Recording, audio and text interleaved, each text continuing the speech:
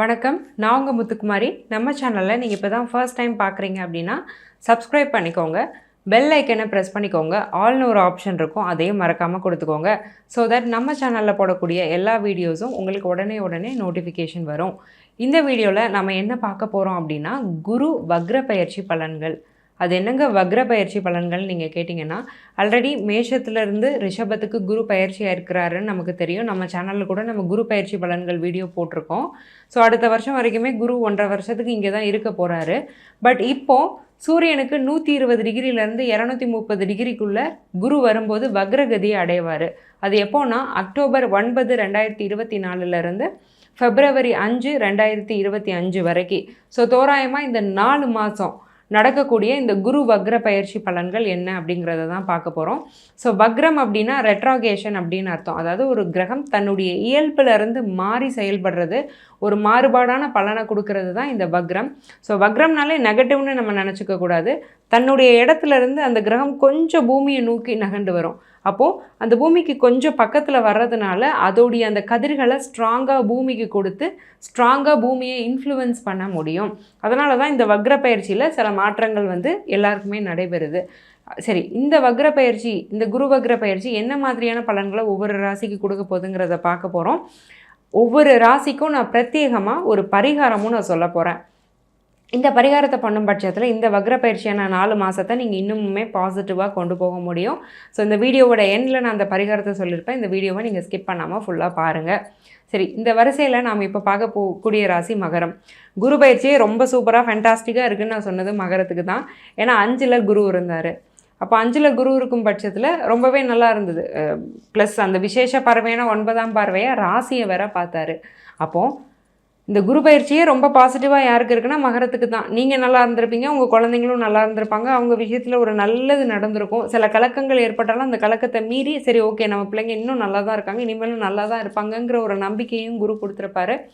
So இந்த குருவில் உங்களுக்கு நடந்த விஷயங்கள் எல்லாமே நல்ல விஷயங்கள் தான். உங்களுக்கோ இந்த குரு பயிற்சிக்கு அப்புறம் உங்களுக்கோ உங்கள் குழந்தைங்களுக்கோ நடந்த விஷயங்கள் எல்லாமே நல்லா தான் இருக்க போகுது, சக்ஸஸ்ஃபுல்லாக தான் இருக்க போகுது. அப்போ சின்ன சின்ன கலக்கங்கள் வந்தாலும் அதை நினச்சி நீங்கள் பெருசாக கவலைப்பட தேவையில்லை. இப்போ 5ல் போய் வக்ரமாக இருக்க குரு என்ன பண்ண போகிறாரு அப்படின்னா, குலதெய்வம் கோயிலுக்கு நீங்கள் ரொம்ப நாளாக போகாமல் இருக்கீங்கன்னா உடனே போயிட்டு வாங்க அப்படிங்கிறத தான் இந்த குரு வக்ர பயிற்சி சொல்லுது. அப்போது இல்லைங்க நான் போன வருஷம்தான் போனேன் அப்படின்னாலுமே இப்போ குரு வக்ரம் ஆகுறதுனால இமீடியட்டாக ஒரு தடவை நீங்கள் போயிட்டு வந்துக்கிறது நல்லது. அல்லது நான் அப்ராடில் இருக்கேன், வெளி மாநிலத்தில் இருக்கேன், என்னால் குலதெய்வம் கோயிலுக்கெல்லாம் போக முடியாது அப்படின்னாலுமே உங்களுடைய குலதெய்வத்தோட ஃபோட்டோவை உங்கள் பூஜை ரூமில் வச்சு வழிபடுறது நல்லது.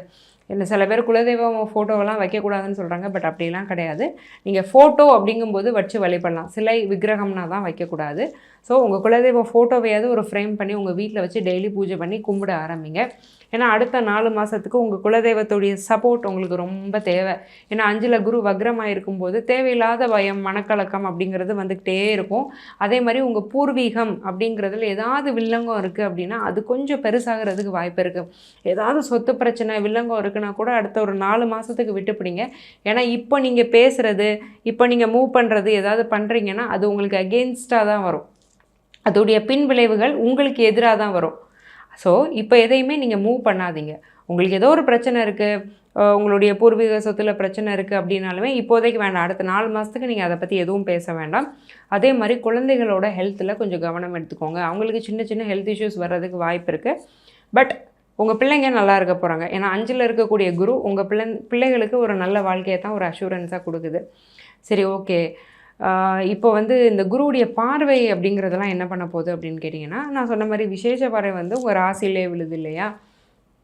உங்களுக்கு முதல்ல ஆரோக்கியமே நல்ல மேம்படும். இது என்ன கட்டுப்படாத நோயாக இருக்குதுன்னு டாக்டரே சொன்னால் கூட அதுக்கு நீங்கள் எடுக்கக்கூடிய மெடிசின்ஸ் உங்களை பெனிஃபிட் பண்ண போகுது. ஸோ மருந்து மாத்திரைகளால் நல்ல ஒரு உபாயம் அப்படிங்கிறது நடக்க போகுது. சில பேர் ரொம்ப நாளாக ட்ரீட்மெண்ட் எடுத்துகிட்டு இருப்பீங்க, டக்குன்னு டாக்டரை மாற்றுவீங்க, நோய் குணமாயிரும். ஸோ இந்த மாதிரி பாசிட்டிவான விஷயம் தான் உங்களுக்கு நடக்க போகுது. சமுதாயத்தில் உங்கள் மதிப்பு கூடும். இவ்வளோ நாள் வெளியில் போகவே கூனி குறுகி தான் நான் உள்ளே இருந்தேன், இப்போ கெத்தாக வெளியில் போகிறேன், கௌரவமாக வெளியில் போகிறேன், 4 பேர் என்னை கௌரவமாக பார்க்குறாங்க அப்படிங்கிற ஒரு விஷயம் கண்டிப்பாக மகரத்துக்கு நடக்கும். ஏன்னா ஜென்ம சனியில் ரொம்ப கஷ்டப்பட்டீங்க. ஏன்னா அப்போ மித்த கோச்சாரமுமே உங்களுக்கு சரியில்லை. அதில் பட்ட கஷ்டத்துக்கெலாம் இப்போ ஒரு பதில் சொல்கிற மாதிரி தான் இந்த குரு பயிற்சி அப்படிங்கிறது அமைஞ்சிருக்கு. அதுலேயும் இந்த வக்ர குரு பயிற்சி அந்த பார்வை மாற்றம் வந்து இன்னும் பெருசாக பண்ண போகிறதில்ல. ஏன்னா நேர்கதியில் போகிற கிரகத்துக்கும் வக்ரகதியில் போகிற கிரகத்துக்கும் பார்வையில் வந்து பெருசாக எந்த மாற்றமும் இருக்க போகிறதில்ல. சரி, ஓகே. 11ஆம் இடத்துல விழக்கூடிய அந்த குருவுடைய பார்வை என்ன பண்ண போகுது அப்படின்னா, உங்களுடைய மூத்த சகோதரர்கள் ரொம்ப நல்லா இருக்க போகிறாங்க. ஸோ அவங்களுடைய அன்பு, ஆதரவு அப்படிங்கிறது உங்களுக்கு வந்து ஸ்ட்ராங்காக கிடைக்க போகுது. அதேமாதிரி சோஷியல் ரெப்புடேஷன், வெளியில் உங்களுடைய கௌரவத்தை ஆல்ரெடி அந்த லக்னத்தில் விழக்கூடிய குரு பார்வையை ஊர்ஜிதம் செய்து அதைத்தான் இந்த 11ஆம் இடமும் திரும்ப சொல்லுது. ஸோ சுற்று வட்டாரம், உங்களுடைய நெய்பர்ஸ், உங்கள் ஃப்ரெண்ட்ஸு, இவங்க மூலமாலாம் நிறைய நல்ல விஷயங்கள் அப்படிங்கிறது உங்களுக்கு நடக்க போகுது. லாபம் அப்படிங்கிறது கண்டிப்பாக இருக்குது. ஸோ மியூச்சுவல் ஃபண்ட்ஸு, ஷேர்ஸ் இதிலலாம் நீங்கள் இன்வெஸ்ட் பண்ணியிருக்கீங்க அப்படின்னாலும் அதன் மூலமாக ஒரு நல்ல லாபம் வரும். ஸோ ரொம்ப நாளாக விற்காமலே ஒரு இடம் இருக்குது அப்படின்னாலும் இப்போ நீங்கள் விலை பேசுனீங்கன்னா உங்களுக்கு வந்து அந்த இடம் விற்றுரும். நீங்கள் எதிர்பார்க்குறத விட ஒரு நல்ல கேஷ், ஒரு நல்ல அமௌண்ட்டே உங்களுக்கு அதில் கிடச்சிரும். அதே மாதிரி மகர ராசியில் முதல் வாழ்க்கையை இழந்த நிறைய பேருக்கு 2வது திருமணம் நடக்கக்கூடிய பிராப்தம் இந்த 4 மாதத்தில் இருக்குது. நீங்கள் அலையன்ஸ் பார்த்துட்ருக்கீங்கன்னா இன்னும் கொஞ்சம் டைம் ஸ்பெண்ட் பண்ணி நிறைய ப்ரொஃபைல்ஸ் எடுங்க, பொண்ணு வீட்டில் மாப்பிள்ளை வீட்டில் பேசுங்க. கண்டிப்பாக இந்த 4 மாதத்துக்குள்ளே 2வது திருமணம் நடக்க வாய்ப்பு இருக்குது. அப்போ முதல் திருமணம் நடக்காதானா? அப்படி கிடையாது. 11ஆம் இடத்திற்கு குரு பார்வை டைரெக்டாக விழுறதுனால நிறைய பேர் முதல் வாழ்க்கை சரியில்லாமல் 2வது வாழ்க்கைக்காக காத்திருப்பாங்க. அவங்களுக்கு 2வது வாழ்க்கை நிச்சயமாக நல்லபடியாக அமையும், நல்ல வரன் அமையும். ஸோ நல்ல கர்மா இருக்கும். ஏன்னா 11ல் குரு பார்வை இருக்குதுன்னா நல்ல 2வது வாழ்க்கை நல்ல வாழ்க்கை அமைய போகுது அப்படிங்கிறது தான் அர்த்தம். சரி, ஓகேங்க. 9ஆம் இடத்துல இந்த குரு பார்வை விழுறது வந்து என்ன சொல்லுது? முன்னோர்களுடைய ஆசீர்வாதம் உங்களுக்கு கிடைக்குது. எப்படி நீங்கள் குலதெய்வத்தை ஃபோட்டோ வச்சு வழிபடுறீங்களோ உங்களுடைய முன்னோர்களையும் வழிபடுங்க.